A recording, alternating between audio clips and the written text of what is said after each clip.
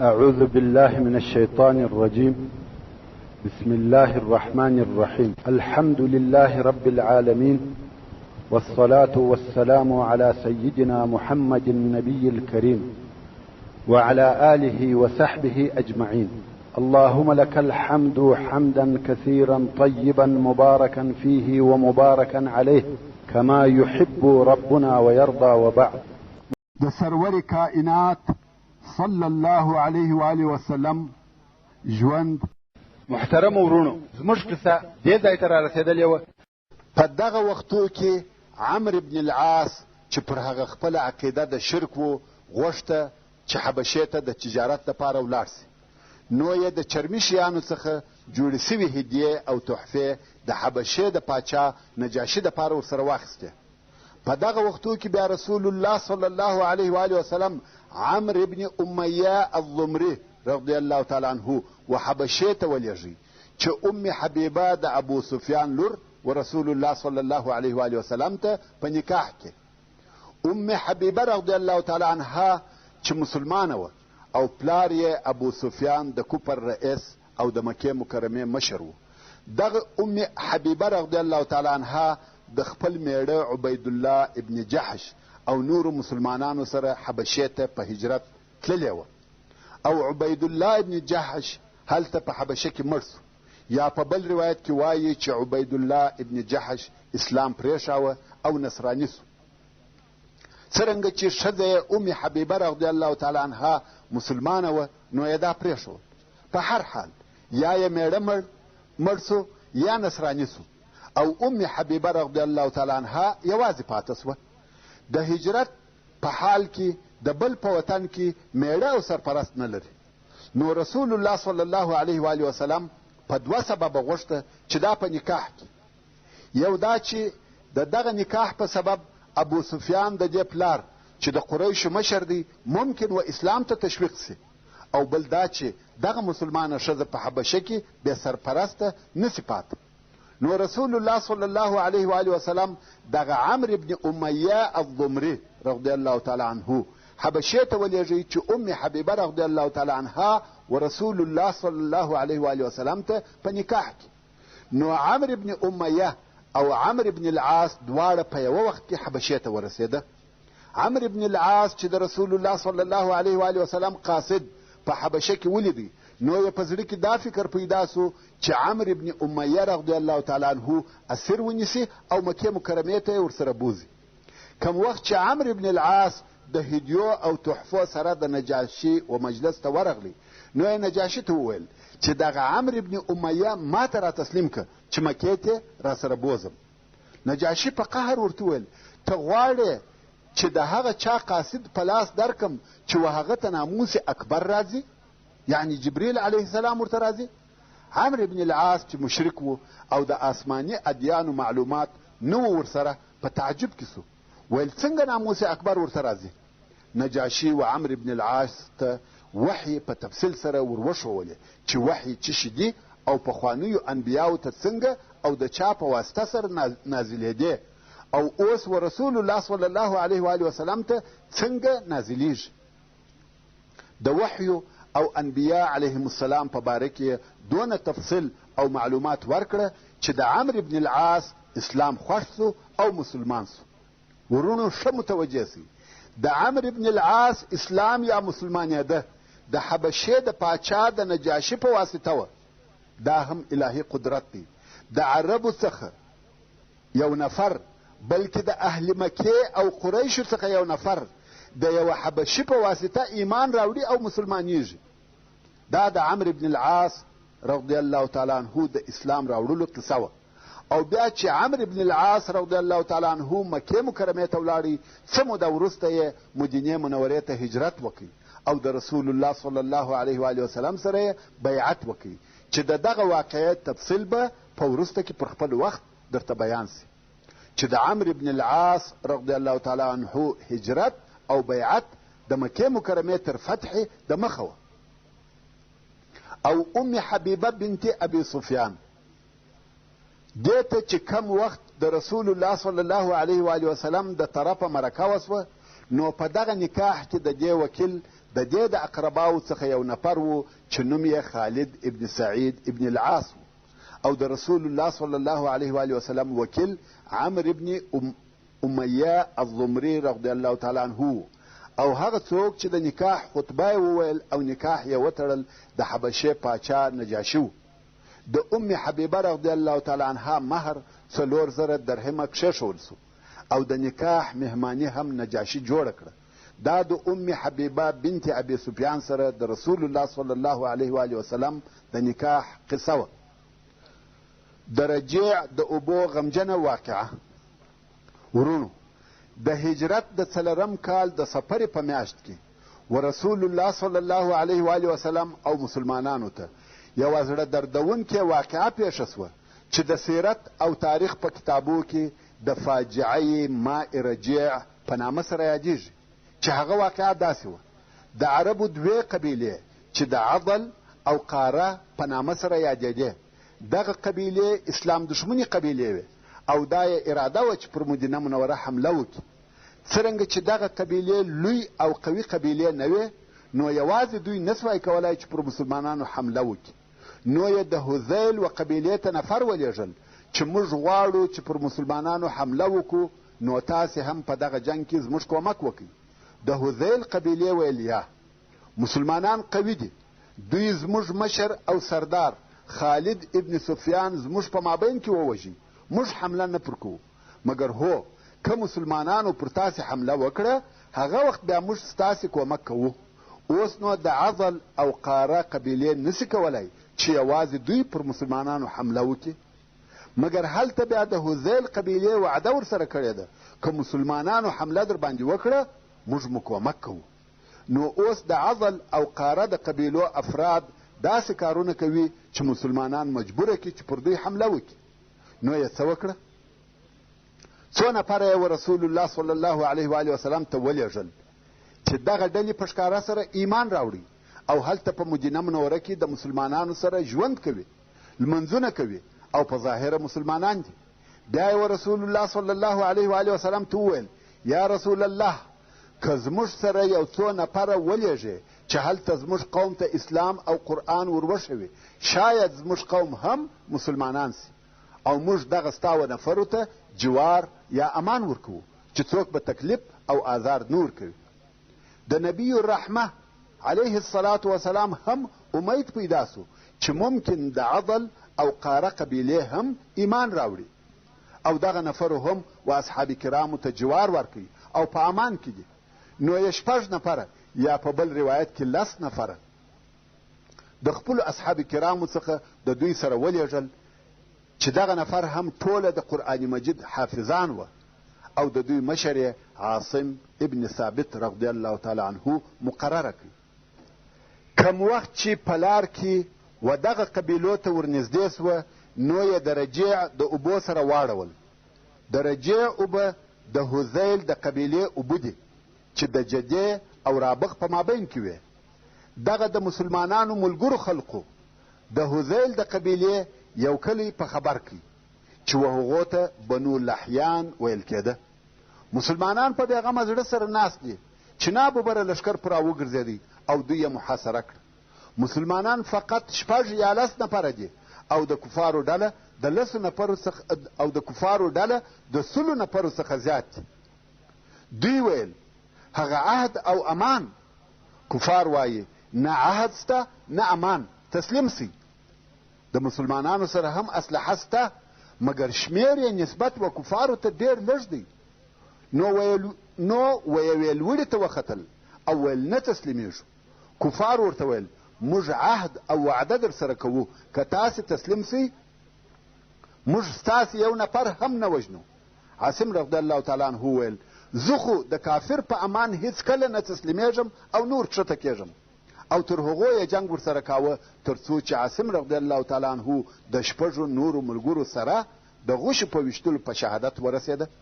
فقط د مسلمانانو څخه 3 نفره پاته سوه چې هغه خبیب ابن عدي، زید ابن الدسنه او عبدالله ابن طارق وه.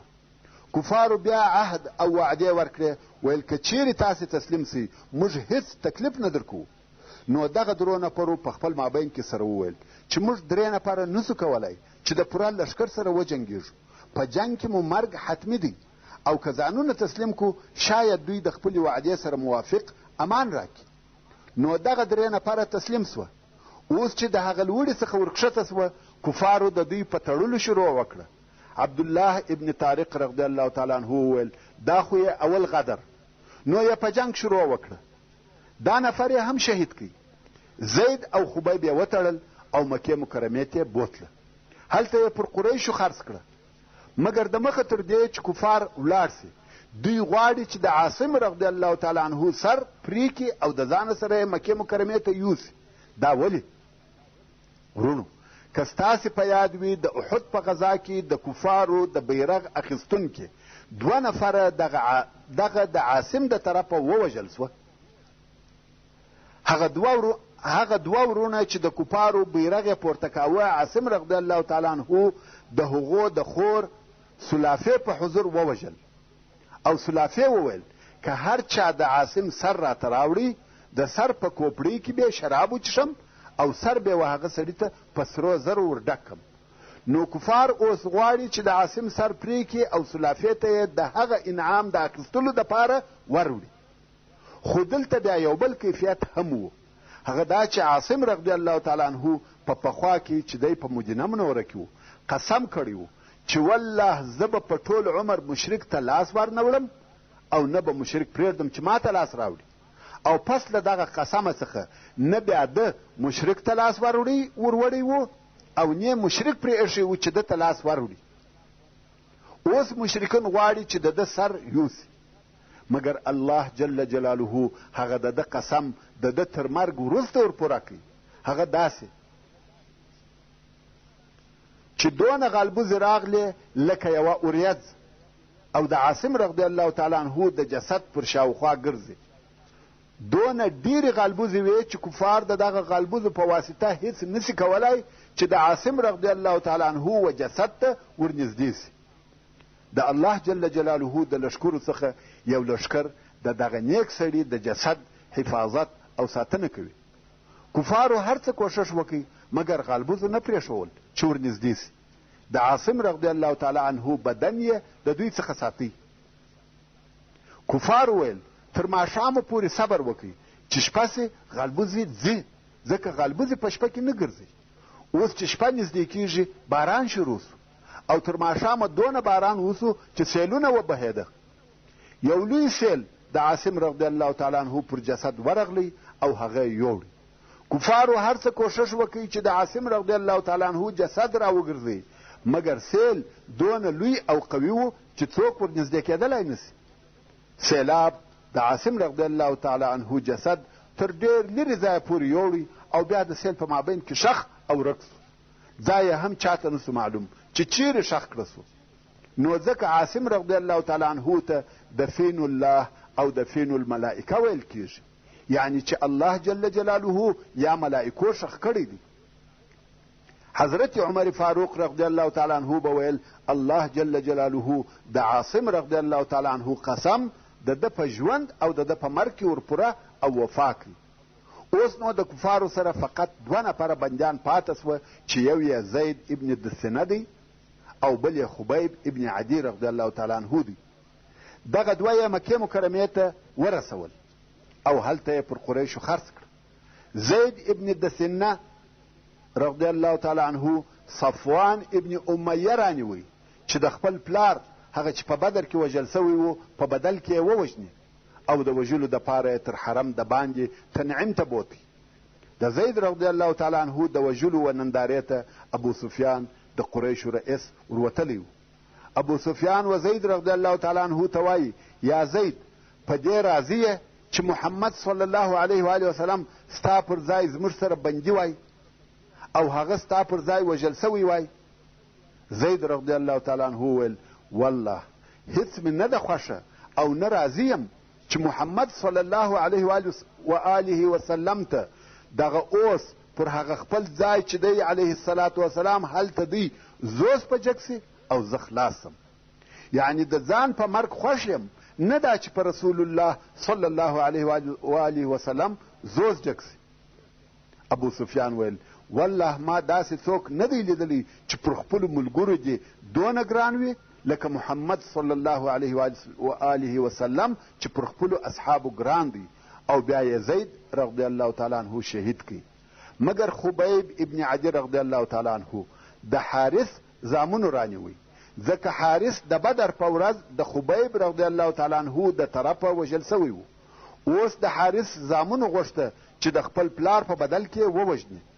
نو خبیب یې د دوی د یوې ازادې سوي مینځې په کور کې بندي کړي چې په وروسته کې یې ووژني. کم وخت چې خبیب رضی الله تعالی عنه په دغه کور کې بندي و، هغه ښځه چې وده ته بې خواړه راوړه بیا په وروسته کې مسلمانه سوه. هغه وایي والله ما د خبیب په مثل بندي نه دی لیدلی، ځکه خبیب رضی الله تعالی عنه دننه په یوه کوټه کې په زنځیرانو تړلی و.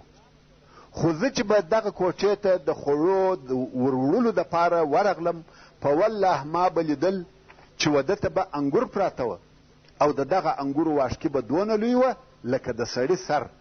او په والله په دغه وخت کې په ټوله جزیرة العرب کې انګور نه وه، یعنی د انګورو موسم نه و او ده ته به انګور پراته وه. نو وایي ما به پوښتنه ځینې وکړه چې دا انګور د کومه درته راغله؟ ته په کوټه کې په زنځیرانو تړلی بندي یې او د میوې موسم هم نه دی، تا ته میوه پرته ده، دا د کومه درته راغله؟ خبیب رضی الله تعالی عنه به راته ویل دا د الله جل جلاله د طرفه څخه ده. دا د خبیب رضی الله تعالی عنه کرامت و. بیا یې یوه ورځ و خبیب رضی الله تعالی عنه ته خبر ورکړي چې نن ورځ ستا د وژلو ورځ ده. نو ده رضی الله تعالی عنه و هغه ښځې ته چې دی یې په کور کې بندي و وویل که دې ما ته یوه چاړه راولېږل چې په هغه سره د خپل بدن ځینې وریښتان ایسته کړم. ښځې ویل ښه دی. ښځه ولاړه او د 11 کلن هلک په لاس یې چاړه ورکړه چې هغه هلک د دې زوی و. ویل دا چاړه یوسه خبیب ته یې ورکړه. هلک چاړه واخیسته او لاړی. د هلک تر تګ وروسته د ښځې پام سو چې ما څونه غلط کار وکړي. هلک او چاړه مې دواړه ورولېږل. هلک به ونیسي په چاړه به حلال کړي. اوس خو هلک تللی دی، د ښځې نور څه په وسه نه وه پوره، نو پسې وررهي سوه. هلک تر ښځې د مخه و خبیب رضی الله تعالی عنه ته ورسېدلی دی او چاړه یې ورته ونیول. خبیب رضی الله تعالی عنه وویل افسوس دې وي تا ښځې لره. او بیا یې هلک ته وویل آیا ستا مور د غدر او خیانت څخه نه بیرېده؟ خیر، د هلک څخه یې چاړه واخیسته او هلک یې د ځان سره کښېناوه او د کوچنیانو پر قسم لوبې او محبت ورسره کوي. په دغه وخت کې د هلک مور په ځغستا ورسېده او دا حال یې ولیدی چې زوی یې د خبیب رضی الله تعالی عنه پر زنګانه ناست دی او د خبیب په لاس کې چاړه ده. کولی سي چې دغه اوس هلک ووژني او د ځان انتقام واخلي. نو د ښځې څخه یوه لو چغه وسوه. خبیب رضی الله تعالی عنه ورته ویل وبېرېدې چې زه بې ووژنم؟ زموږ مسلمانانو غدر عادت نه دی، واخله زوی دې بوزه. بیا نو د خبیب رضی الله تعالی عنه د وژنې دپاره ډېر قریش و تنعیم ته ورووته. دلته نو خبیب رضی الله تعالی عنه ورته وویل که مو خوښه وي او دونه مې پرېږدي چې 2 رکعته لمونځ وکم. کفار ویل ویک. خبیب رضی الله تعالی عنه هغه اول سړی دی چې د اعدام په وخت کې یې د لمونځ کولو طریقه کښېښول او رسول الله صلی الله علیه و آله وسلم چې دغه د ده لمونځ کول واورېده دغه عمل یې رد نه کوي او په اسلام کې دغه د اعدام په وخت کې د لمونځ کولو طریقه پاته سوه او په وروسته کې هم ډیرو مسلمانانو دغه لمونځ کړی دی. دغه اوس چې د اعدام یا قصاص په وخت کې 2 رکعاته لمونځ کیږي دا هغه د خبیب رضی الله تعالی عنه طریقه او متابعت دی. کم وخت چې خبیب رضی الله تعالی عنه د لمانځه څخه فارغ سو نو یې وویل په والله که دا بیره نه وای را سره چې تاسې به وایاست بې غیرته و د مرګ څخه وبېرېدی ما به دغه لمونځ نور هم اوږد کړی وای، مګر ستاسې د دغه خبرې په سبب مې لمونځ کوتاه کړي. تر لمانځه وروسته یې خبیب رضی الله تعالی عنه پر صلیب وځړاوه او د ده په وهلو یې شروع وکړه. په یوه وار یې نه وژني بلکې کرار کرار یې په تور وهي. خبیب رضی الله تعالی عنه و کفارو ته په شراو شروع وکړه. ویل اللهم احصهم عددا واقتلهم بددا ولا تبق منهم احدا. د ابو سفیان سره خپل زوی معاویه ورسره و، زوی یې پر مځکه غزار کوي او ابو سفیان په خپله هم پر مځکه پرېوتی. ځکه د مشرکانو دا عقیده وه که یو چاته شرا کیږي او هغه څوک ځان پر مځکه واچوي هغه شرا نه ورسیږي، نو ځکه دوی خپل ځانونه پر مځکه واچول. بیا نو خبیب رضی الله تعالی عنه وویل الهي موږ ستا د نبي رسالت ورساوه، موږ تلو چې ستا دین و خلقو ته ورسوو او هغو پر موږ ظلم وکړي او په دغه ډول مو وژني. الهي زما سلام ستا و نبي صلی الله علیه و آله وسلم ته ورسوه او بیا نو ووژل سو. په دغه وخت کې رسول الله صلی الله علیه و آله وسلم په مدینه منوره کې د خپلو اصحابو سره ناست و او ویې فرمایل لا حول ولا قوة الا بالله. صحابه کرام پوښتنه ځینې وکړه چې څه پېښه ده یا رسول الله؟ رسول الله صلی الله علیه و آله وسلم وفرمایل دا جبریل و چې د خبیب د وژلو خبر یې راته راوړي.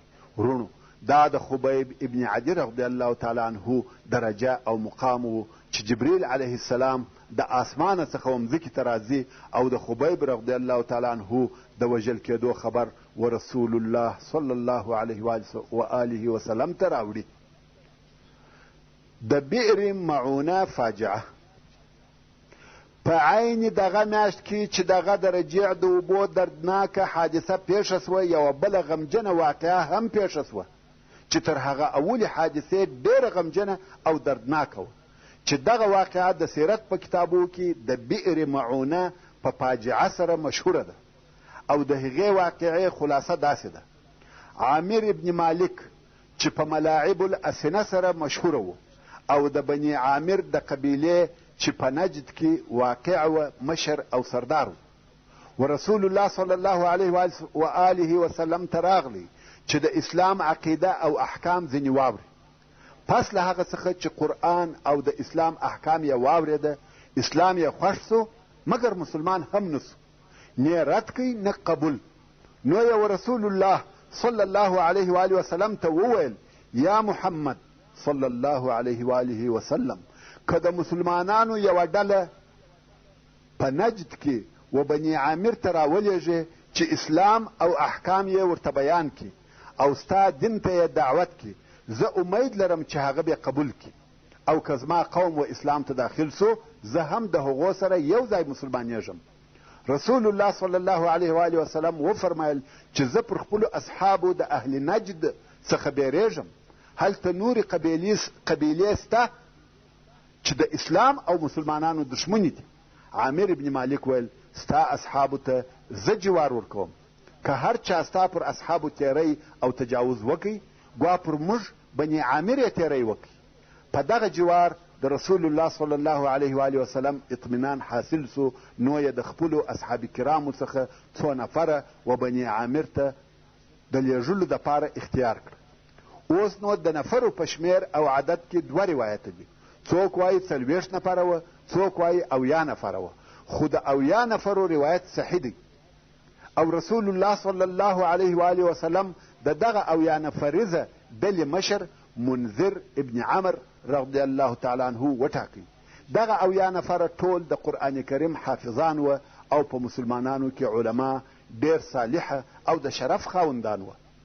کوم وخت چې عامر ابن مالک ولاړی رسول الله صلی الله علیه و آله وسلم دغه نفر پسې ولېږل. دغه اصحاب کرام په لار کې هم خلق و اسلام ته دعوتوي او اسلام یې ورته بیاناوه، څو و بئر معونه ته ورسېده او هلته یې واړول. محترمو ورونو، څرنګه چې پیته پای ته ورسېده او داسې راته معلومیږي چې زموږ هره فتنه به د قصې په مابین کې پای ته رسیږي، نو د قصې پاته واقعات به په راتلونکې پنځمه فتنه کې واورئ ان شاء الله تعالی. وصلى الله تعالى على خير خلقه محمد وآله وأصحابه وأهل بيته أجمعين. والسلام عليكم ورحمة الله وبركاته.